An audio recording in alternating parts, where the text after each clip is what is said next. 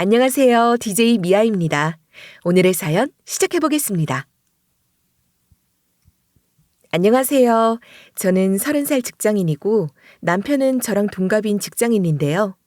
남편이랑 저는 장기 연애를 하다가 사고 쳐서 결혼 준비를 하게 됐어요. 그렇다고 해서 결혼 반대를 당했거나 어쩔 수 없이 결혼을 한 건 아니고요. 예전부터 결혼 이야기를 했었기 때문에 혼전 임신이어도 환영을 받았어요. 친정 부모님은 제가 아이를 가졌다는 소식을 듣고 한참 동안 말이 없으시더라고요.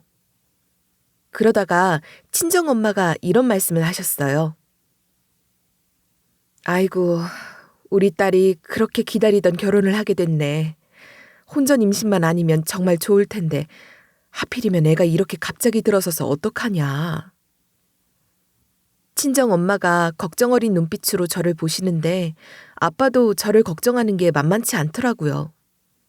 아빠는 심지어 한숨을 푹 쉬면서 이렇게 반응하셨어요. 그래, 나는 니들이 좋으면 괜찮은데 사돈이 어떻게 반응하실까 봐 걱정이네. 사돈될 분들은 뭐라 하셨어? 결혼 반대하시지는 않았지? 하지만 저는 걱정하지 말라고 했죠. 사실 친정 부모님께 말씀드리기 전에 남편이 시부모님 반응을 떠봤다고 했거든요. 남편 말로는 시부모님 두 분 다 반응이 그렇게 나쁘지 않았대요. 그래서 남편 통해서 시부모님과 약속을 잡아서 시댁에 가봤는데요. 거기서 시아버지께서 이렇게 말씀하시더라고요.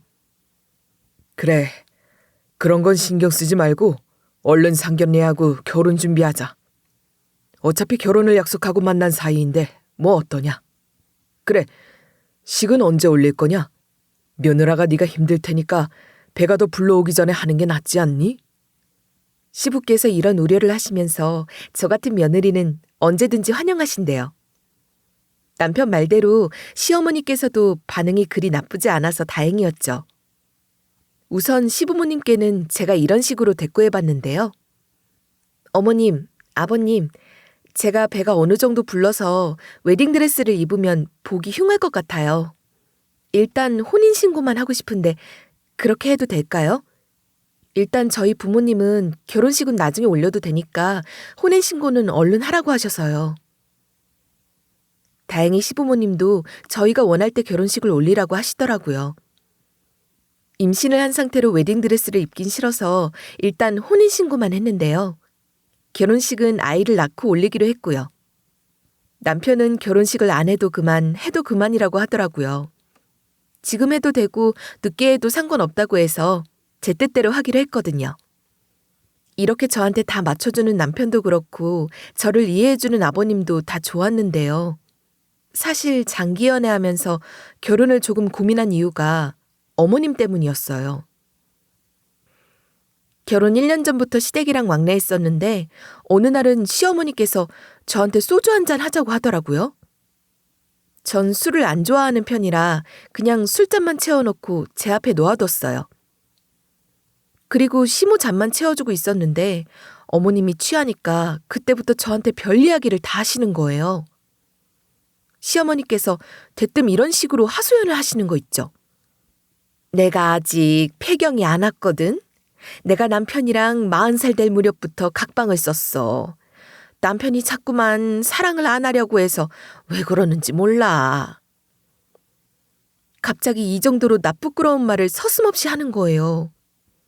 제가 어색하게 고개를 끄덕이면서 아, 네만 연발하고 있으니까 어머님이 이러시더라고요. 내가 조금만 더 젊었으면 임신을 했을 텐데 아들 둘밖에 없어서 딸을 임신하고 싶어. 솔직히 지금이라도 임신할 수 있거든? 그런데 이 양반이 나이가 들어서 그런가 영 힘을 못 쓰네. 그러면서 농담이라고 하시면서 낄낄 웃으시더니 뭐라 하셨는지 아세요? 술도 안 좋아하고 담배도 안 피우는 저보고 이런 말씀을 하시는 거예요. 어쩌면 내가 너보다 먼저 임신할 수도 있겠다. 요즘 애들이 젊다고 해서 임신을 잘하는 것도 아니더라. 먹을 것도 함부로 먹고 술도 막 마시고 담배도 피우니까 애 가지기 힘들다고 하던데? 이렇게 이야기하셔서 순간 쎄한 느낌이 들었어요. 아니, 아무리 폐경이 안 왔다고 해도 이 말 나왔을 때 시모 나이가 이미 50이 되었을 때였거든요. 제가 혼전 임신하고 결혼을 했을 쯤에는 어머님 나이가 51살이 되었고 시어머니께서 아무리 이른 나이에 결혼해서 출산했다고 한들 어떻게 50대가 임신하겠어요. 그 당시에도 이런 생각이 들었지만 어떻게 시모 앞에서 다 말하겠어요. 그저 표정 관리만 못하고 있었죠. 그러니까 어머님이 제 얼굴을 막 살펴보시면서 이러는 거예요. 표정이 왜 그러니? 내 말이 믿겨지지 않아? 초산이 아니라 애 낳은 경험이 있는 여자들은 늦은 나이에도 임신이 돼. 50대에도 폐경만 안 하면 늦둥이 아들을 본다고 하더라. 근데 솔직히 그런 사람이 몇이나 되겠어요? 실제로 50대에 임신하고 출산하는 사람이 있다고 하더라도 예외적인 경우죠. 이런 일이 있었기 때문에 결혼하는 걸 주저하고 있었어요. 남편한테 어머님이 이러셨다고 말해보니까 술김에 그러신 것 같다고 하는데 제 상식선에서는 이해가 안 되더라고요. 하지만 이제 애가 들어섰는데 어쩌겠어요. 게다가 시모만 아니면 남편도 그렇고 아버님도 그렇고 흠잡을 데가 없으셨거든요. 시모가 뭔가 철없는 것 같아도 같이 사는 것도 아니니까 괜찮을 줄 알았어요. 이런 이유로 남편과 혼인신고를 하고 같이 살게 된 건데요. 그런데 결혼 생활 중 이상한 느낌을 받기 시작했어요. 시어머니께서 은근 제가 임신한 것을 질투를 하시는 거예요. 처음에는 기분 탓인 줄 알았거든요. 어머님이 그동안 워낙 철없이 구시기도 했고 제가 임신을 해서 예민해졌나 싶었죠. 그 당시에 입덧이 점점 심해지고 있어서 더 그렇게 생각했던 것 같아요. 저도 웬만하면 회사를 다닐 수 있을 때까지 다녀보고 휴직을 해보려고 했어요. 그런데 입덧이 너무 심해서 다니던 직장도 휴직하고 집에서만 쉬고 있었는데요. 집에서 쉬기 시작하니까 어머님이 더 자주 연락하고 찾아오시더라고요. 저는 시모가 조금 특이하신 분이라고 생각했지만 그래도 시어머니시잖아요. 결혼 전부터 시댁과 곧잘 왕래했으니 임신 이후에도 시댁과 왕래하고 시모가 호출하면 갔었어요. 그런데 어머님이 전이랑 다르게 제 속을 뒤집어 놓는 소리를 하시는 거예요. 제가 입덧으로 힘들어할 때마다 시모가 이런 식으로 짜증을 내시는 거 있죠? 야, 뭐가 그렇게 냄새가 심하다고 우욱거리는 거니? 내가 임신했을 때 그렇게 호들갑 떨지도 않았어. 누가 보면 너만 임신한 줄 알겠다. 너 지금 병에 걸린 게 아니라 임신한 거야. 엄살 좀 피우지 말아라. 그 말에 조금 상처를 받았지만 저도 모르게 너무 힘이 들어서 계속 티를 낸 줄 알고 조심하겠다고 했어요. 근데 지금 생각해보니 그 당시에 제가 그렇게 힘들어하는 티를 내거나 투덜거리지도 않았거든요. 그 뒤로 시어머니께서 말하는 게 점점 이상해지기 시작했어요. 글쎄, 그날은 남편이랑 같이 시댁에 놀러가서 아버님이랑 남편이 다 같이 있던 날이었어요. 하필이면 그날 비가 올랑말랑하던 날이어서 어디선가 하수구 냄새가 올라오더라고요. 시부모님 앞이라서 참으려고 했는데 냄새가 너무 심하게 느껴져서 헛구역질을 하니까 어머님이 이러시는 거예요. 얘야, 얘, 너 지금 뭐하니? 너는 시부모님 앞에서 별꼴을 다 보인다. 임신한 걸로 가족들한테 주목을 받으려고 하는 거 다 보여. 적당히 좀 해라. 그 말을 듣는데 너무 기분이 나쁘고 어이가 없더라고요. 남편이 나서서 무슨 말을 그렇게 하냐고 제가 진짜로 입덧 때문에 힘들어하는 거라고 해명해줘서 다행이었죠. 아니었으면 제가 먼저 화를 냈을 거예요. 남편이 제 옆에서 어깨를 막 쓰다듬어주면서 괜찮냐고 물어보고 힘들면 병원 가자고 해서 마음이 풀렸거든요. 그 뒤로 저는 시댁에 가는 걸 싫어하게 됐어요. 시어머니께서도 저를 그닥 안 좋아하시는 것 같아서 제가 가겠다고 하는 거 아니면 안 부를 줄 알았는데요. 그날은 주말이라서 남편이랑 같이 집에서 오붓하게 시간을 보내고 있었거든요. 그런데 어머님이 전화를 해서 이런 요구를 하시는 거예요. 너 지금 뭐하니? 시댁으로 와서 일 좀 도와라. 내가 아들 주려고 반찬도 만들었다. 네가 그놈의 입덧 때문에 반찬도 잘 못 만들고 있다며?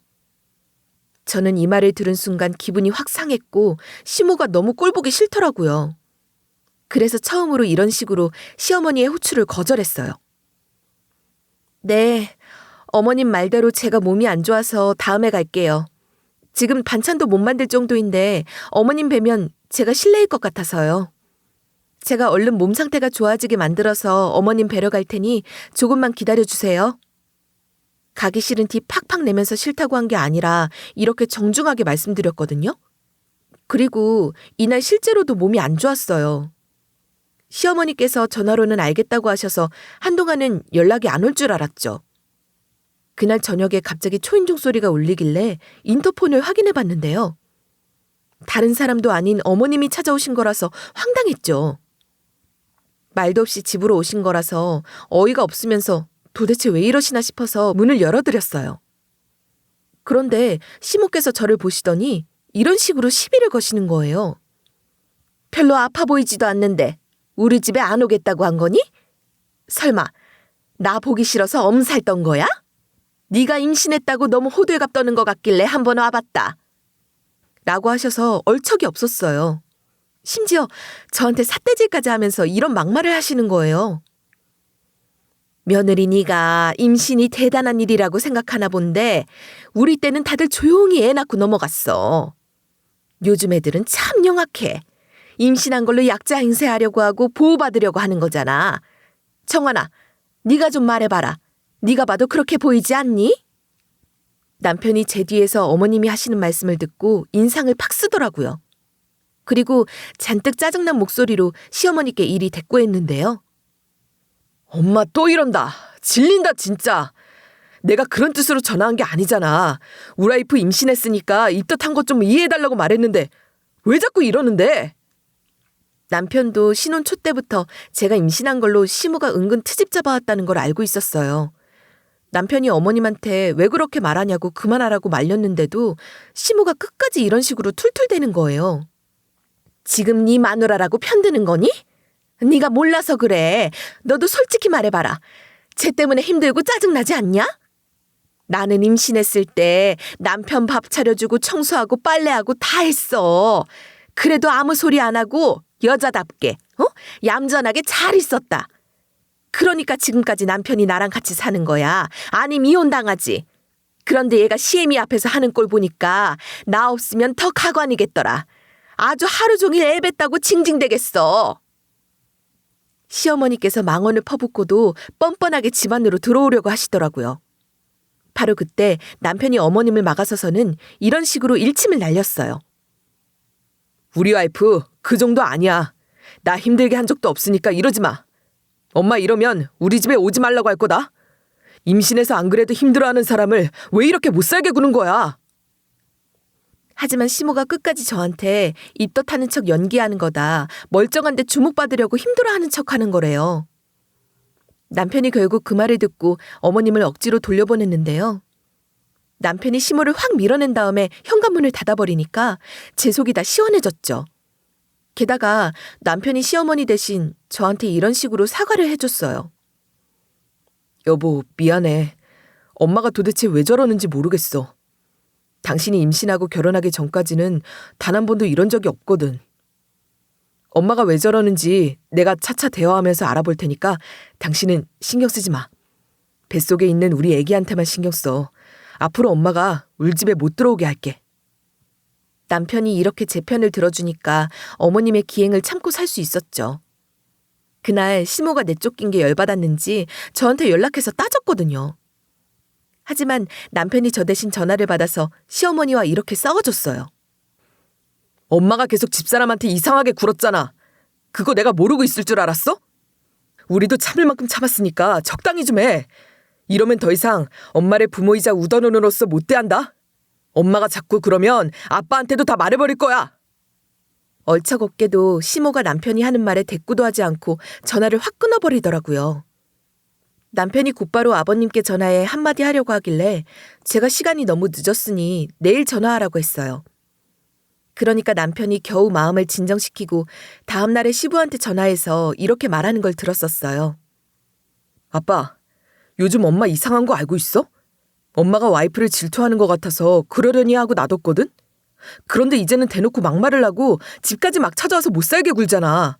아빠가 어떻게 좀 해봐. 우리 와이프 임신했는데 그런 막말 듣고 스트레스 받으면 우리 애가 어떻게 되겠어? 이렇게까지 말씀드려놨으니 어머님이 저한테 해코지 같은 거 안 할 줄 알았어요. 실제로도 그 뒤로는 좀 잠잠해졌거든요. 그런데 제가 착각을 한 거였더라고요. 시모가 저 몰래 끔찍한 일을 꾸미고 있었어요. 도대체 무슨 일이 있었길래 그랬냐고요? 결혼 후 처음 맞이하는 설 명절날이니까 시댁에 가려고 했는데요. 최근에 어머님이랑 사이가 안 좋아지긴 했지만 그렇다고 안 갈 수는 없잖아요. 아버님도 있는데 어떻게 명절날도 안 뵈러 가겠어요? 그런데 명절날 아침부터 몸 상태가 너무 안 좋은 거예요. 외출 준비를 하는데 손발이 점점 차지고 식은땀이 나는 게 느껴졌어요. 그래도 명절이니까 시부모님께 인사드리면서 제 상태 보여드리고 병원으로 향하려고 했어요. 어머님이 그동안 제가 엄살이니 뭐니 호들갑을 떠니 뭐니 별소리를 다 하셔서 그러려고 했죠. 그런데 도저히 시댁에 못 들릴 것 같아서 어쩔 수 없이 남편이 시아버지께 전화를 걸었어요. 제가 아파서 응급실에 들린다고 하니까 아버님이 이해해 주시는 것 같더라고요. 남편이 얼른 병원으로 가자고 해서 서둘러 집 밖으로 나와서 남편 차에 올라탔죠. 그렇게 응급실까지 갔는데 다행히 큰일은 아니었어요. 의사 선생님께서 기운 차리게 링거를 맞는 게 좋을 것 같다고 하셔서 링거를 맞았어요. 링거 맞기 전보다는 낫지만 그래도 여전히 몸이 안 좋더라고요. 그 상태로 시댁에 갔는데 시어머니께서 뭐라 했는지 아시나요? 제가 무슨 놀다가 온 것처럼 이런 식으로 이야기하시는 거예요. 아유, 드디어 왔네. 너는 응급실을 뭐 잠자러 갔니? 잠깐만 다녀온다고 하길래 금방 올 줄 알았는데 어휴, 명절날 뒹굴거리다가 오는 며느리가 어디 있냐? 이리 와서 이거나 만들어라. 몸 상태도 안 좋고 만삭이라서 피곤해 죽겠는데 시모가 일을 시키려고 하시는 거예요. 그때 분명히 식탁을 둘러보니까 명절 음식이 얼추 되어 있었거든요. 그래서 제가 전부 다 하신 것 같은데 여기서 뭘 더 해야 하냐고 물어보니까 시어머니께서 이러시더라고요. 뭘 다 하긴 다 해. 응급실 다녀오느라 늦게 오니까 네가 할 일을 남겨놓았다. 일단 앞치마 입고 이거 붙여라. 시간이 늦었으니까 빨리 해야 돼. 이 말을 듣고 있는데 너무 황당해서 순간 할 말을 잃었는데요. 다행히 제가 뭐라 소리치기 전에 시아버지께서 이리 혼을 내시더라고요. 뭐라고? 이거 정신 나간 여편네 아니야? 무슨 응급실까지 다녀온 만삭인 산모한테 일을 시켜. 당신 그러다가 손주한테 무슨 일이라도 생기면 어쩌려고 그래? 이때 남편도 나서서 어머님을 말리는데 저는 또 명절 음식 때문에 부엌에 냄새가 가득 올라오니까 입덧을 하기 시작했어요. 저는 입덧을 해놓고 시부모님께 죄송해서 눈치를 보고 있었거든요. 그러니까 시부가 제 팔을 붙잡은 채 이리 이야기하셨어요. 아이고, 이것이 또 입덧하네. 부엌에 있지 말고 이리 와라. 병원도 다녀오느라 많이 피곤하지? 시간도 늦었으니 방 안에서 혼자 편하게 자라. 이런 식으로 말씀하시면서 얼른 오라고 손짓하셔서 일단 따라가 봤는데요. 그리고 집 안쪽에 있는 방문을 가리키면서 이러시는 거예요. 울 며느리가 입덧이 심하니까 일부러 방문을 닫아뒀어. 여기가 바람이 잘 들어와서 환기도 잘 된다. 냄새가 문틈 사이로 들어오면 창문 열어놓고 있어. 전 그런 시부에게 너무 감사하다고 대꾸했지만 진짜 누워있어도 되나 눈치가 보였어요. 그런데 남편이 제 등을 떠밀면서 이렇게 말해주는 거예요. 괜찮아, 빨리 들어가. 내가 음식할게. 아빠 말대로 여기서 혼자 편안하게 자. 안 그래도 오늘 아파서 잠도 잘 못 잤잖아. 응급실도 너무 시끄럽다고 못 잤으니까 지금이라도 푹 자자. 그런 남편 덕분에 방 안으로 들어와 문을 닫을 수 있었어요. 그래서 저는 다음 날까지 잘 생각으로 이불을 덮고 잠에 들었는데요. 잠에서 깨 실눈을 떴는데 껌껌한 것이 이미 밤이 된 것 같았어요. 더 잠에 들려고 했는데 문 열리는 소리가 들리는 거예요. 처음에는 시부나 남편인가 싶었는데 자세히 들어보니 전혀 아니었어요. 갑자기 한 중년 남자의 목소리가 들려서 순간 잠이 확 달아나더라고요. 일단은 눈은 계속 감은 채로 귀를 기울여 봤죠. 바로 그때 중년 남자가 이런 이야기를 씨부리는 게 들리는 거예요. 확실히 잠에 든 게 맞지? 시작해볼까? 중간에 깨면 난리가 날 테니까 확실해질 때 해야 돼. 여기서 들키면 죽도 밥도 안 되는 거라고. 여기서 더 무서운 건 시모 목소리도 함께 들리는 거였어요. 어머님이 글쎄 이런 말씀을 하시는 거 있죠? 네, 당연하죠. 얘 한 번 잠들면 누가 업어가도 몰라요. 아까도 제가 계속 확인해 봤어요. 얘가 아프다고 하더니 진짠가 봐요. 평소보다 깊게 잠든 것 같더라고요. 그러자 이불 속에 물컹한 것들이 여러 개가 들어오는 거예요. 제가 순간 기겁을 하며 막 소리를 지르고 말았죠. 손에 그 물컹한 것이 잡히길래 확 던져버렸고 벌떡 일어나서 불을 켜버렸어요. 근데 역시나 침대 아래쪽에 시모랑 중년 남자가 있는 거예요. 정신을 차리고 물컹한 것이 뭔가 확인을 해봤거든요. 그런데 이불 속이랑 방바닥에 생닭이 막 뿌려져 있는 거예요. 그 물컹한 것들의 정체가 바로 생닭이었던 거죠. 방 안에 있는 생닭들을 보니 눈대중으로 봐도 좋게 10마리는 되는 것 같았어요. 제가 뭐 하는 짓거리냐고 소리를 지르려고 하니까 시모가 달려들어 제 입을 틀어막는 거예요. 그래서 제가 몸부림치며 생닭을 손에 잡히는 대로 집어 던졌어요. 집어 던진 생닭으로 시어머니 뺨도 치고 몸도 쳤죠. 제가 친 충격이 컸는지 시모가 놀라서 악! 하고 소리를 지르더라고요. 그때 제 입 위로 올라가 있던 시모 손이 치워져서 제가 남편이랑 시부를 젖먹던 힘까지 내가며 고래고래 소리 지르며 불렀어요. 큰 소리를 듣고 달려온 남편이랑 시부가 무슨 일이냐고 소리쳤는데요. 남편이랑 시부는 바닥에 굴러다니는 생닭 보고 1차로 놀라고 모르는 남자가 집안에 있으니까 2차로 놀랐죠. 시부가 정체 모를 남자를 보고 누구냐고 물어보시는데 시모가 한마디도 못하더라고요. 정체 모를 중년의 남자가 당황스러워하면서 입을 떼지 못하고 있길래 제가 이렇게 대꾸했어요. 아버님, 이 사람이 어머님이랑 같이 저한테 생닭으로 이상한 짓을 하려고 했어요. 아버님, 이 생닭들 좀 보세요. 여보, 경찰에 신고해야 할 것 같아. 남편이 제 말을 듣고 화가 났는지 얼굴이 확 붉어졌죠. 남편이 경악을 하면서 시모랑 정체 모를 중년의 남자에게 이런 식으로 따졌는데요. 엄마, 지금 이게 도대체 뭐 하는 짓이야? 엄마 지금 제정신이야? 아저씨가 말해봐요. 남의 집 여자를 두고 생닭으로 뭔 짓을 하려고 했어요? 그런데 시부가 중년 남자를 알아본 거예요. 갑자기 저 사람이 누군지 안다면서 이런 이야기를 해주시더라고요. 저놈 동네에서 천박사라고 불리고 있어. 난임 부부들한테 한약을 지어주는 사기꾼 한약사야. 동네 사람들 다 흉보고 있더라. 언젠가 신고당해서 깜빵 갈 거라고. 제가 그 말을 듣고 깜짝 놀라서 천박사라는 남자를 쳐다봤거든요. 바로 그때 천박사라는 남자가 펄쩍 뛰면서 이러는 거예요. 이 사람이 지금 뭐라고 하는 거야? 사기꾼이라니. 나 사기꾼 아니고 진짜 한약사야. 내가 지은 한약으로 임신을 한 난임 부부들이 많이 있어. 천박사가 뻔뻔하게 반말까지 해대면서 시부 말에 반박을 하더라고요. 그러니까 시부가 기다렸다는 듯이 이런 말로 맞받아치셨어요. 진짜 한약사는 개뿔!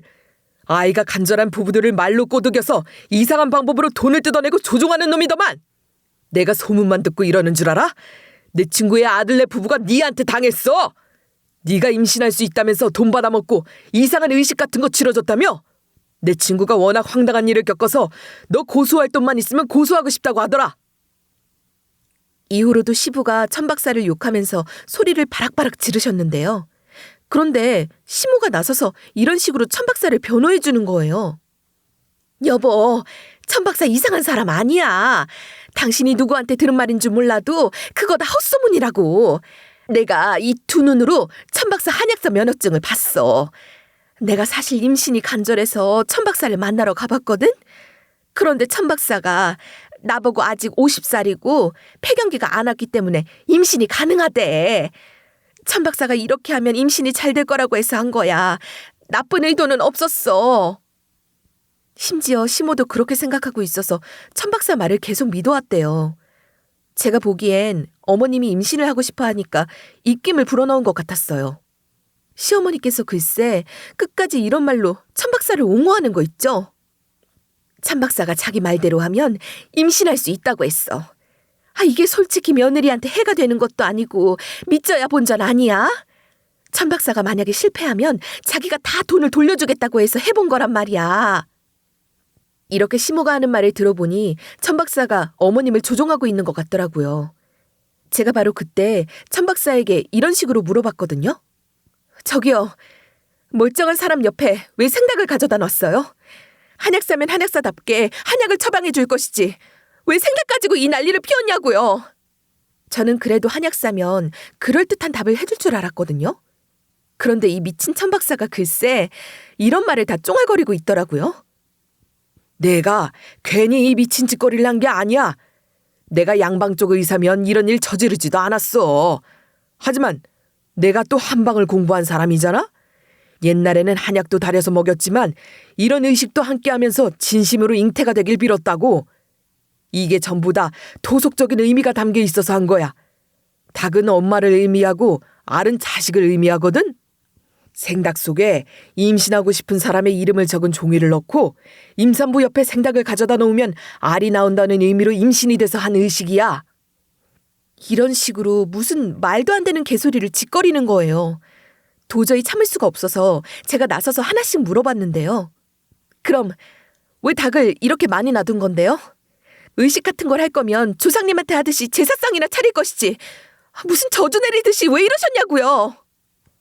멍청한 시모랑 사기꾼 때문에 우리 애한테 진짜로 안 좋은 기운이라도 붙으면 어떡해요. 생각할수록 얼척없고 황당해서 막 소리를 지르니까 천 박사가 이러더라고요.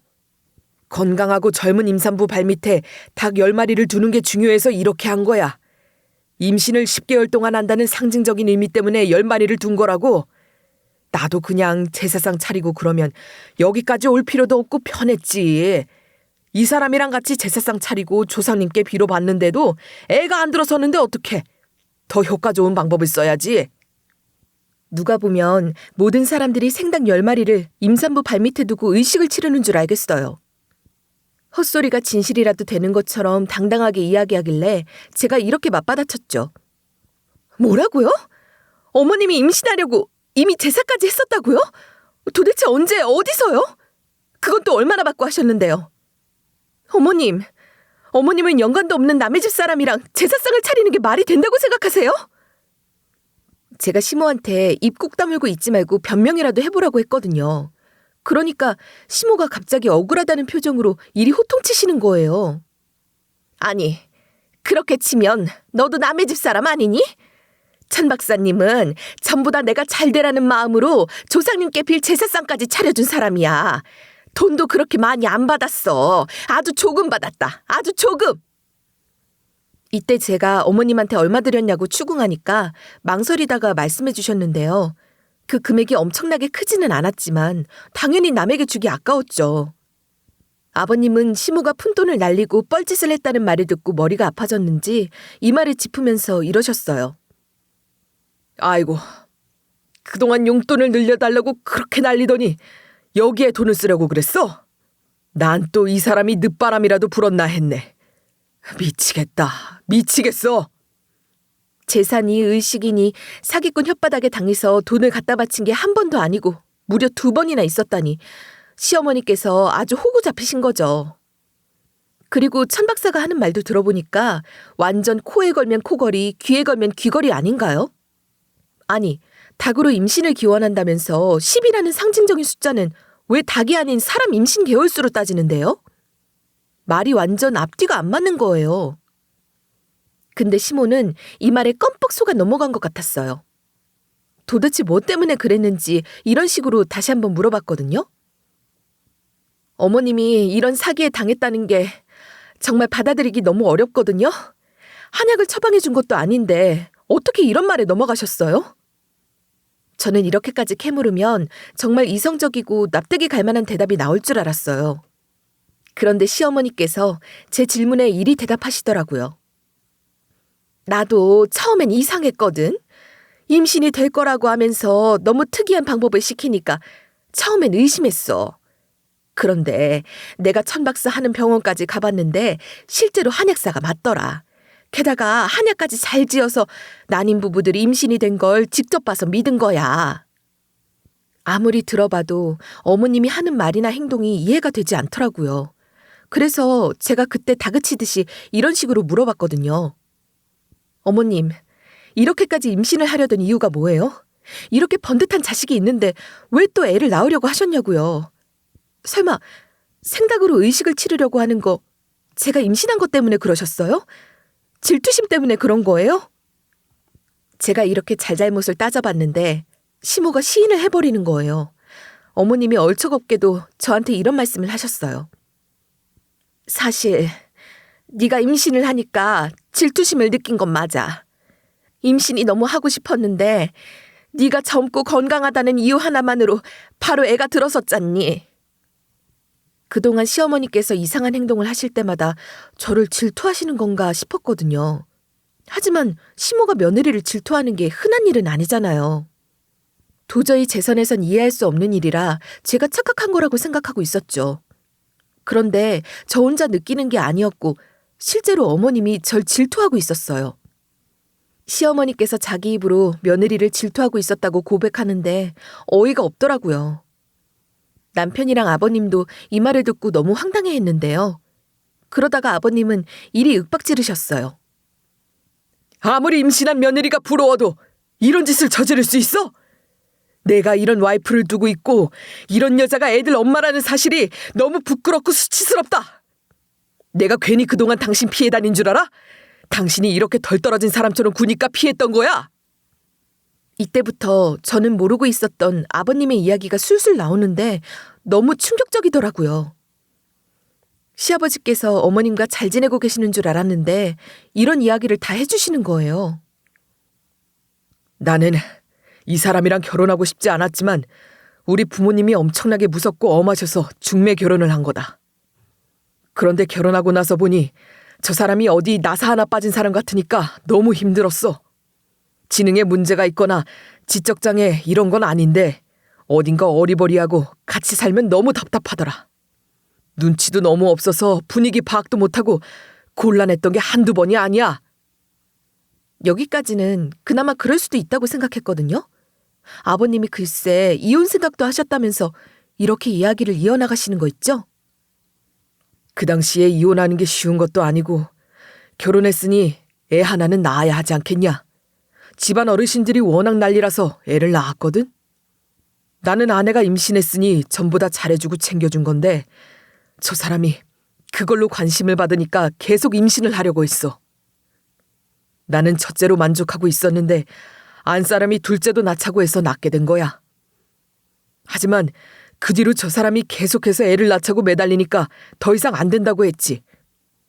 나는 더 이상 애를 갖고 싶지 않으니 잠자리를 피하게 됐고 자연스럽게 잠자리를 안 하다 보니 중년에 들어서는 각방까지 쓰게 됐어. 그런데 이렇게 나이 먹고 나서도 임신에 집착하고 있을 줄 몰랐어. 하긴 제가 결혼하기 전부터 소주 까놓고 아직 폐경이 안 됐다느니 임신하고 싶다느니 별소리를 다 할 때부터 알아봤어야 했어요. 아버님도 이런 어머님이 지긋지긋하다면서 이렇게 선언하고 마셨죠. 나는 더 이상 이 사람이랑 못 살겠다. 가끔씩 마주치는 너희들은 그동안 몰랐을 텐데 같이 살아보면 대화도 안 통하고 복장 터져. 배우자, 동반자 같지도 않은 사람과 이 정도 살았으면 됐다. 이만 끝내자. 시부가 이러시니까 시모가 진짜로 주저앉아서 울더라고요. 심지어 어머님이 이렇게 아버님께 매달리면서 떼를 쓰는 거예요. 난 이혼 못해. 나는 당신밖에 없는데 이혼하자고 하면 어쩌자는 거야. 당신 화가 나서 홧김에 이러는 거지? 내가 다시는 안 이럴게. 앞으로 이런 일 없게끔 할 테니까 화 풀어. 응? 시어머니께서 이리 호소하시면서 사과를 하시는데 시부가 절대 안 받아주시더라고요. 그 와중에 천 박사가 은근슬쩍 달아나려고 하길래 우리가 붙잡았어요. 그리고 제가 이것이 분명 시모하고 대화를 나눠보고 등골을 빼먹었을 것 같아서 이렇게 따져 물었죠. 지금 어디 가려고 하세요? 이렇게 사기치면서 집안 파탄내고 있으면서 혼자 도망가려고요? 지금 어머님이 눈치 없고 사회성이 떨어지니까 이용해 먹으려고 하신 거죠? 솔직하게 말해보세요. 제사상 차려준 걸로 그 정도 뜯어냈다고 했잖아요. 생닭 같은 걸로 의식하면서 얼마나 받아쳐먹었어요? 이쯤 되면 죄송하다고 수그리고 들어올 법도 한데 천 박사가 어떻게 했는지 아세요? 천 박사가 처음에는 아주 뻔뻔하게 이런 말을 쫑알거리고 있더라고요.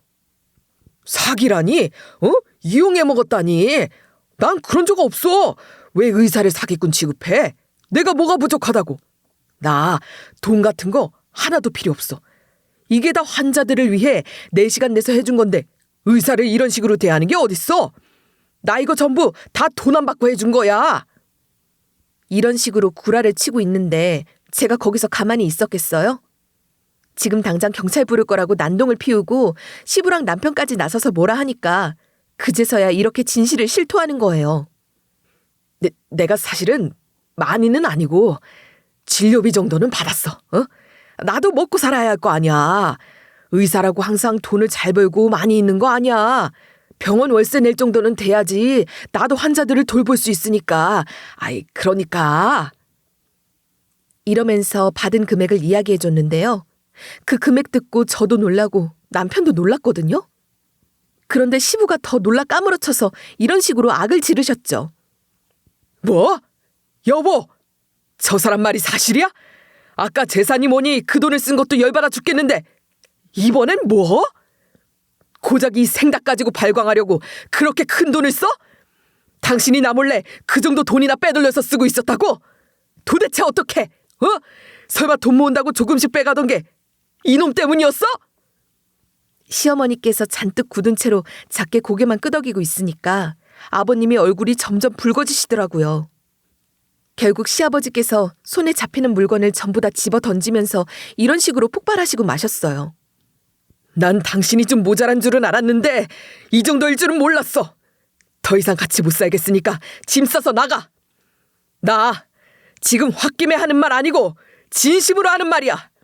여기 내 집이니까 짐 싸서 나가라고! 아버님이 정말로 길길이 날뛰니까 시모 얼굴빛이 새하얘지더라고요.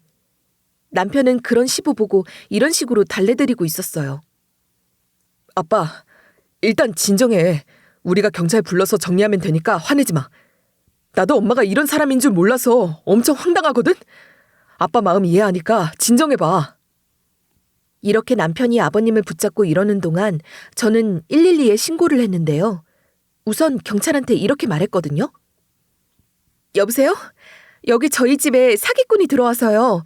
웬 생닭으로 이상한 짓을 하려고 했고 저희 시모 돈도 뜯어내고 있었어요. 이렇게 말하니까 경찰도 그게 무슨 소리냐고 물어보면서 황당해 하더라고요. 오시면 설명드리겠다고 하니까 경찰이 출동해서 저희 집에 도착했죠. 말하는 것보다 직접 보여드리는 게 나을 것 같아서 방 안에 흩뿌려진 생닭들을 보여드렸어요. 그러면서 제가 이런 식으로 다시 한번 천 박사와 시모가 한 짓을 설명드렸죠. 제가 생닭 어쩌고 하면서 사기당했다고 하니까 이해가 안 되셨을 거예요. 그런데 이 생닭 보시니까 이해하셨을 거예요. 제가 자는 사이에 생닭으로 굿을 하려고 했어요. 다른 사람도 아니고 이 사기꾼 한약사가요. 저희 시모가 약간 부족한 거 알고 말도 안 되는 말을 해가면서 돈을 뜯어내고 이런 짓거리를 한 거예요. 경찰이 그제야 무슨 일이 있었는지 이해를 하더라고요. 그 자리에서 천 박사를 체포해가고 우리는 피해자니까 같이 경찰차를 타고 조사를 받으러 갔어요. 결국 천 박사는 사기죄로 잡혀가서 시모한테 뜯어낸 돈을 전부 다 돌려줬죠. 그리고 시모랑 시부는 이혼하게 되셨어요. 나중에 어떻게 이혼했는지 전해 들었거든요. 아버님께서 이전 시모가 사기 피해자 신분으로 조사받으러 간 사이에 짐을 전부 다 밖에 내놓으셨대요. 나중에 이전 시모가 들어와서 문 두드려도 집안에 아무도 없는 것처럼 대꾸조차 안 하셨다고 하더라고요. 결국 이전 시모가 짐을 전부 다 싸들고 떠나셨대요. 이전 시모가 그렇게 이혼당하고 나서 볼 일이 없어지니까 시댁에 갈 때 스트레스 받는 일도 없고 정말 평화로웠죠. 그러다가 어느 날 남편이 출근한 평일이었어요. 갑자기 그때 초인종 소리가 들려서 인터폰을 확인해 봤거든요. 인터폰에 이전 시모가 서 있길래 순간 닮은 사람인가 했어요. 그런데 애타게 제 이름을 부르면서 문을 열어달라고 간청하고 있길래 일단 현관문을 열어봤죠. 이전 시모가 저를 보자마자 눈물을 글썽이면서 이러더라고요. 며느라, 미안하다. 질투심 때문에 너한테 막말한 게 후회가 돼. 바깥 양반한테도 내가 착하게 변했다고 잘 말해주면 안 될까? 처음에는 웬일로 진심으로 사과를 하나 싶었거든요. 그러나 역시나 지 본심을 말하더라고요. 제가 바로 그때 고민도 하지 않고 바로 이렇게 말해버렸죠. 그쪽이 무릎 꿇고 빌고 엎드려서 싹싹 빌어도 절대 그렇게 할 생각 없어요. 그러니까 저희 집에 다시는 찾아오지 마세요. 현관문 닫게 비키세요. 저 아줌마랑 이야기할 생각 없어요. 이전 시모가 깨갱하고 도망가거나 네가 뭐가 그렇게 잘났냐고 따질 줄 알았는데 둘 다 아니더라고요. 아버님한테 쫓겨난 뒤로 인생의 쓴맛을 좀 봤는지 기다렸다는 듯이 무릎 꿇고 빌고 엎드려서 싹싹 빌기 시작했어요. 그래서 제가 현관문을 연 채로 이리 이야기해버렸죠. 세상에 어떤 시모가 임신한 며느리를 질투하고 이상한 국 같은 걸 하겠어요? 경찰 부르기 전에 가세요. 천박사처럼 잡혀가기 전에 얼른 가시라고요. 지금 당장 신고할까요? 제가 이렇게 나오니까 소스라치게 놀라면서 가더라고요. 나중에 남편이 퇴근하고 나서 이전 시모가 찾아온 일을 말해줬는데요. 그러면서 제가 그동안 묻고 싶었지만 타이밍이 안 맞아서 못 물어봤던 질문을 해봤죠. 그런데 당신은 어머님이 저러시는지 몰랐어? 아니면 나랑 결혼하고 싶어서 모른 척하고 있었던 거야? 솔직히 엄마가 저러면 모르고 있을 수가 없잖아. 제가 이렇게 물어보니까 남편이 그제야 한숨을 푹 쉬면서 어떻게 말해야 할지 모르겠다는 운을 띄우더라고요. 그러더니 저한테 이런 이야기를 하나씩 해주면서 자세히 설명해줬어요. 사실 엄마가 약간 모자란 걸 일부러 말 안 한 게 아니라 이 정도로 바보 같을 줄 몰랐어. 당신도 알겠지만 내가 어릴 때 조기 유학을 떠나서 부모님과 같이 있는 시간이 거의 없었거든. 내가 나중에 전화로 물어보니까 아빠가 엄마한테 애교육 맡겼다가는 갑갑하겠다 싶어 일부러 미국에 사는 고모한테 보냈대. 미국에 있는 고모 집에서 지내면서 영어 실력과 한국어 실력을 잘 키워나갈 수 있어서 덕분에 대학은 한국에서 다니다가 직장 생활도 한국에서 할 수 있었지. 내가 그 뒤로 한국에서 살았지만 성인이 되고 나서 온 뒤로는 자취를 했었잖아.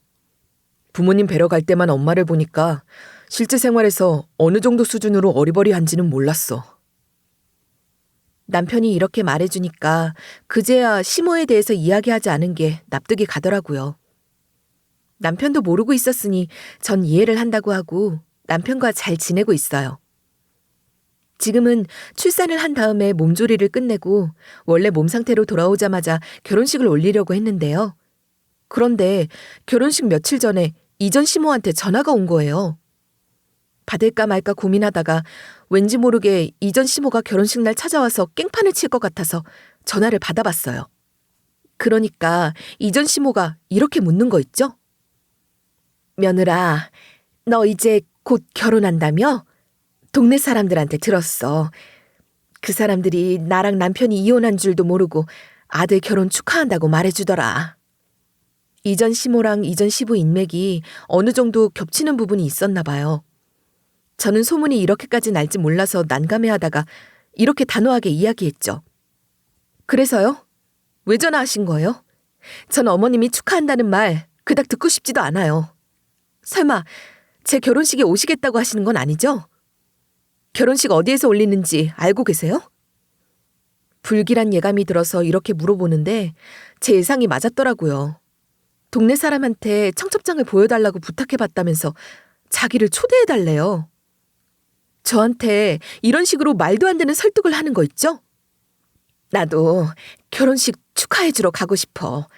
남편 옆자리에 앉아있고 싶은데 어떻게 안 되겠니? 너랑 우리 아들도 시모 자리가 비어있으면 좀 그렇잖아. 남들이 수군거릴 걸 생각해봐라. 이게 다 너네 체면 살려주려고 이러는 거니까 내 부탁 좀 들어주라.